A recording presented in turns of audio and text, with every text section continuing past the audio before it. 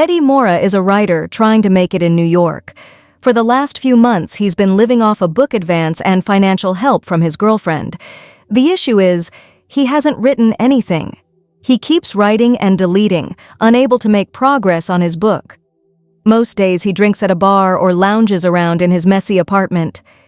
Eddie's fiancée, Lindy, decides to break up with him. She feels he isn't improving, and with her career taking off, she can't keep looking after him. Eddie tells her he loves her and wants to spend his life with her, but Lindy walks away. On his way home, a man named Vernon calls out to him. Vernon is the brother of Eddie's ex-wife, Melissa. Eddie remembers Vernon as a reckless, drunk troublemaker, but Vernon insists he's changed. Vernon invites Eddie to a bar for a drink and asks about his life. He mentions that Melissa has remarried and has 2 kids now. Eddie tells him he's trying to write a book but is struggling to start. Seeing Eddie's frustration, Vernon offers help and takes out a small pill, offering it to Eddie. Eddie refuses, thinking Vernon is still involved in questionable activities. Vernon explains that the pill is legal, approved by the FDA, and will be sold soon. He has access to it because of his work on it. Vernon says he's not sure if it'll work. Eddie isn't convinced and believes it's just another designer drug. However, he's curious. And Vernon tells him the pill unlocks receptors in the brain, helping people use all of their brain power. Vernon gets an urgent call and gives Eddie his business card, saying they can meet another time. He insists the pill is worth $800 per tablet, but Eddie still refuses. On his way home, Eddie thinks about his life. Feeling at his lowest, he decides to take the pill, thinking it can't make things worse. As he heads up to his apartment, Eddie runs into his landlord's wife, who yells at him for being late on rent. She tells him he'll never succeed and that he'll end up homeless. As the NZT kicks in, Eddie becomes less aware of what the lady is saying. He feels dizzy, and soon the drug's effects hit him fully. He notices her bag and sees a book about law inside. Eddie realizes the lady doesn't like him, but something else is bothering her. He asks her about law school, and she's surprised that Eddie knows about her studies. Eddie remembers seeing that book in a dorm years ago when he was in college. Suddenly, Eddie can recall everything he's ever read, seen, or heard in his life. He suggests a better book for her law assignment and gives her advice on how to approach it. The lady is impressed by Eddie's sudden knowledge of law and court systems. She invites him in, and they end up spending the night together. Eddie is amazed by how much he now knows. He realizes he's always had this knowledge, but it was all scattered in his mind. The NZT must have helped him organize and access it all. He can now tap into everything he's ever learned. Documentaries, books, movies, commercials, anything he's seen or read is now part of his clear, organized thoughts. He heads back to his messy apartment, starts cleaning, and begins writing. By the end of the day, he has a 90-page manuscript. The NZT not only gave him knowledge, but also boosted his motivation. The next day, he feels the effects of the drug fading, so he takes his manuscript to his editor. The editor is skeptical, but reads it anyway. When Eddie gets home, he checks his voicemail and hears messages from his editor praising his work.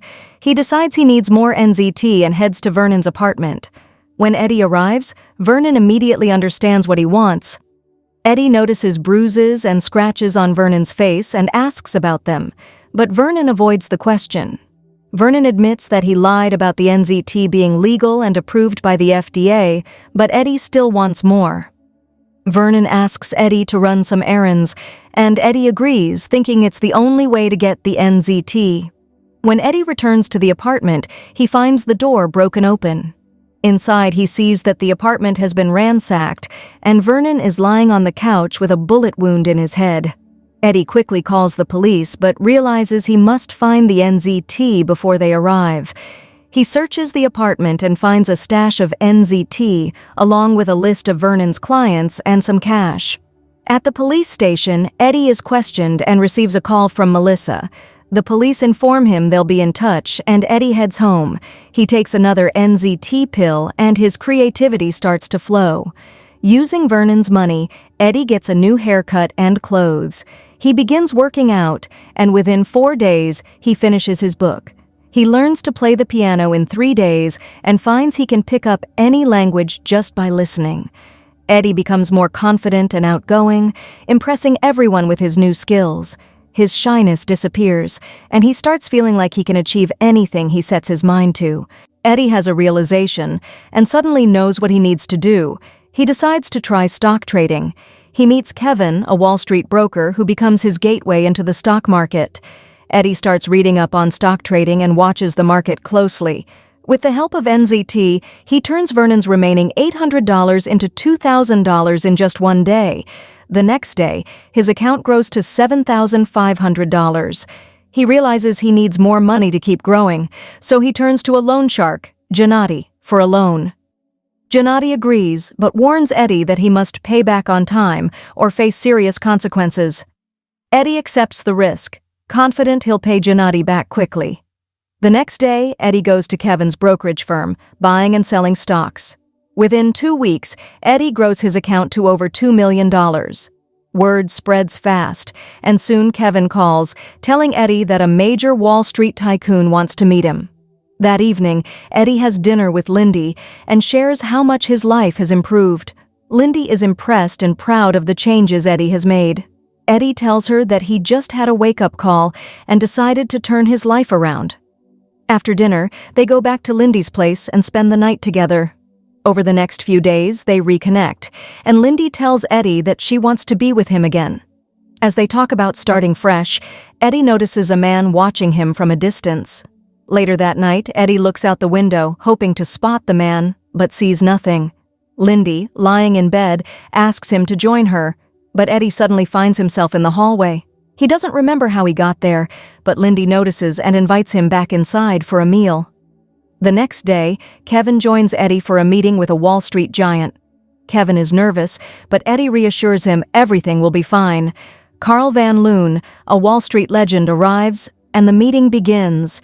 Carl's associate is suspicious of Eddie's rapid rise and questions him, thinking it might be a scam. Eddie talks his way through the interrogation and impresses Carl. On the way home, Carl gives Eddie a stack of papers about the companies he owns and asks him to analyze them.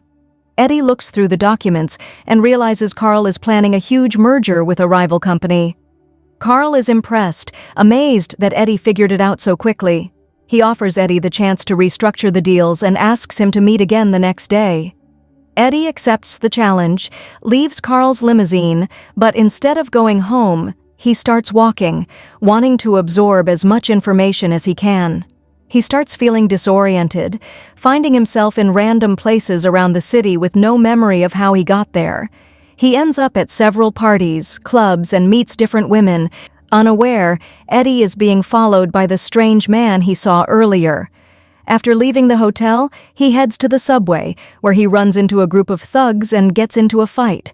The NZT helps him recall every self-defense video, action movie, fight scene, and survival documentary he's ever watched.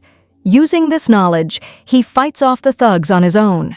Eddie ends up on top of the Brooklyn Bridge with no memory of the last 18 hours. He decides not to take any more NZT, fearing memory loss. He struggles to understand the data Carl sent him. Kevin calls, urging him not to cancel their meeting, warning it could be his only chance. At the meeting, Eddie feels unfocused and dizzy from not taking the NZT. Carl notices and asks about Hank Atwood, the businessman Eddie was supposed to merge with. Eddie can't focus and instead notices a news report about a woman found dead at the hotel, the same woman he was with the night before. Eddie loses focus during a meeting with Carl and goes outside to vomit, feeling sick and guilty. He wonders if he's killed someone. At home, he gets a call from Melissa about Vernon's death. They agree to meet. At a park, Eddie goes through Vernon's notebook, calling clients listed there and hearing about their deaths from NZT's side effects. He then realizes he's listening to his own voice on one call and sees the man who has been following him. Eddie runs, dodging traffic, and jumps into a taxi to meet Melissa. When they meet, Melissa reveals she also took NZT, but quit after it caused mental burnout. She urges Eddie to stop using the pill, warning him to gradually reduce the dose to avoid serious effects. Eddie runs into Gennady, who attacks him and demands payment. During the struggle, Eddie drops an NZT pill, which Gennady takes, thinking it's a drug. They go to the bank, where Eddie gives him the money. Gennady comments that the pill made him feel great and says he'll be back for more. Eddie goes to Lindy's office, collapses, and tells her everything. She agrees to help him get more pills. After taking the remaining NZT, she notices the man following Eddie. In fear, she runs into a park, where two men try to help but are stabbed by the man. Lindy calls Eddie, who advises her to take a pill. Once she does, she gains the strength to fight back, using a child's ice skates to injure the man and escape. The next day, Lindy worries the pill changed her. Eddie promises to stop taking it once he gets enough money. Eddie sees Gennady on the street, who asks for more pills. Realizing Gennady won't stop, Eddie hires 2 bodyguards for safety. He meets Carl again, apologizes, and is tasked with brokering a major merger between Carl and Atwood. Eddie figures out how to avoid blackouts by getting enough sleep, staying hydrated, and taking steady doses of NZT.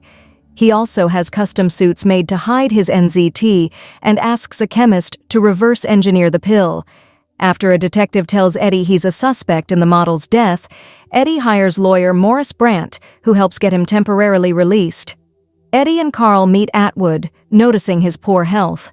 Returning to his hotel, Eddie finds it has been broken into and decides to buy a penthouse with top security.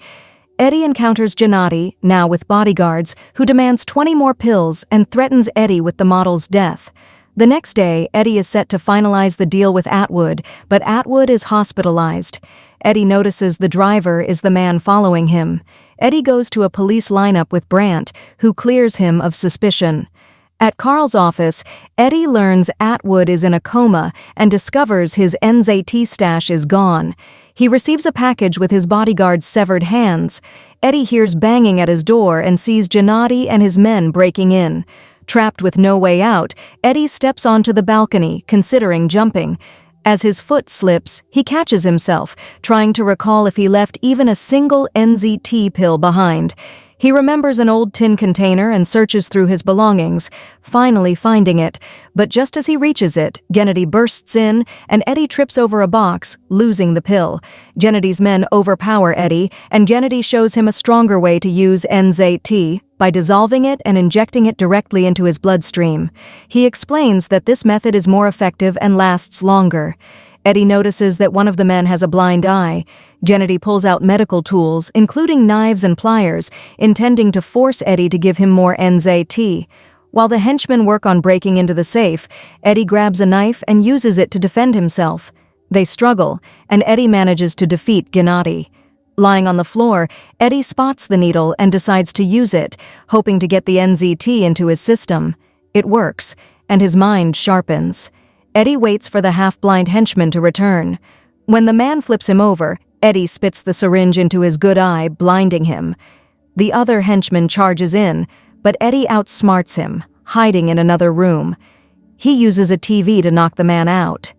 Eddie runs, but the last henchman catches up and begins to choke him. Eddie knocks the blind henchman into a window, taking him out. At the hospital, Eddie learns that Hank Atwood died despite receiving NZT. He tracks down Brandt, who had kept the pills for himself, finding them in Brandt's closet. Years later, Eddie, now on the run from Gennady, is contacted by Carl, who left Wall Street for the pharmaceutical business. Carl offers Eddie a steady supply of NZT, but Eddie declines, revealing that he no longer needs the drug. He modified NZT to remove side effects and now has a fully unlocked brain. Eddie demonstrates by predicting a van collision and then sensing problems with Carl's heart. Carl warns Eddie, but Eddie is confident, saying he'll always be 10 steps ahead. Thanks for tuning in. Don't forget to subscribe, hit the bell icon, and stay connected with us.